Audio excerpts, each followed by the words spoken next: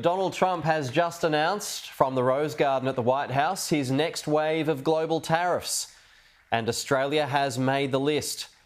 While specifics do need to be worked out here, and it's a little unclear as to what industry has been targeted, but according to Donald Trump, Australia will be on the end of a 10% minimum baseline tariff. So is that across the board? That's what we're presuming. But perhaps it's not as bad as the 20% tariff that was feared, as Donald Trump, and this announcement does continue with the signing of some documents. But troublingly for us, he did single out Australian beef. It is one of our biggest exports into the United States. And it's true, we don't take any here because of long-held biosecurity concerns relating to mad cow disease.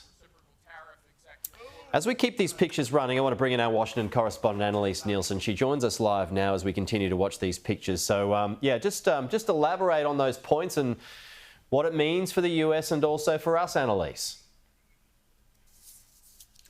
Yeah, look, we'll get the clearest idea when we get the text of the executive order. We're watching him sit down to sign as we speak, but it seems like we weren't necessarily singled out, but we haven't been spared.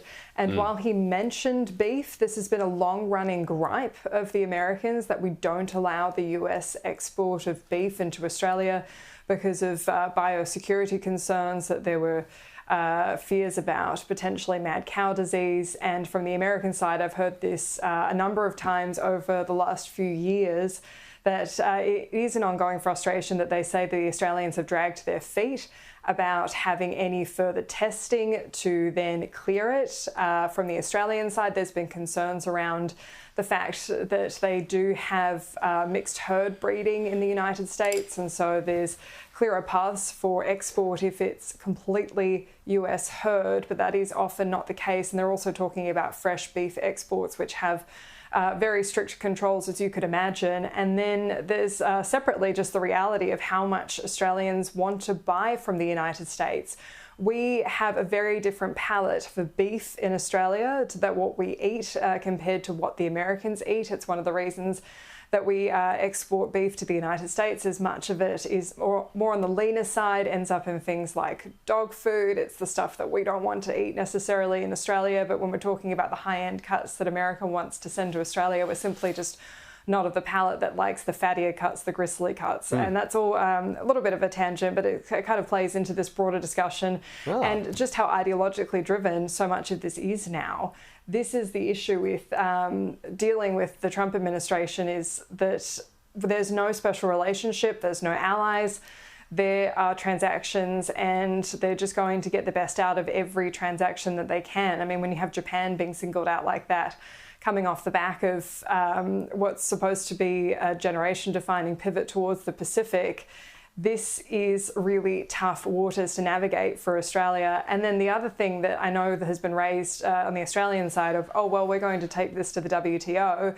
We can thank the Biden administration for that being as ineffective as possible. The one thing the Australians have been asking for years is an appellate body to the WTO so we can settle these kinds of conflicts sooner. And it was the same protectionist element to the Democrats that blocked that, that didn't allow that to happen. So that's why it's pretty useless to appeal to the WTO. It's going to take years and we might not even get a result. Have fun with that. So this is where we're going to have to really just kind of bear the brunt that the rest of the world is bearing right now. We're not special and we're not being singled out. And I can tell you, of all the lobbyists in DC, a lot of them are putting effort into how do we make sure that we're not front of mind for Donald Trump? How do we stay out of being mentioned? How do we just take the 10% or whatever he's going to do to everyone just so we don't get anything punitive? And so this is not a good scenario for Australia, that we're being name-checked like this over beef. It's become ideologically driven. They're frustrated about this, what they're calling constructive barriers. It's not specifically a tariff, but they're saying, hey, look, you're making stuff up to make it harder for us to export. That's basically a tariff. So guess what? We're going to reciprocate back at you.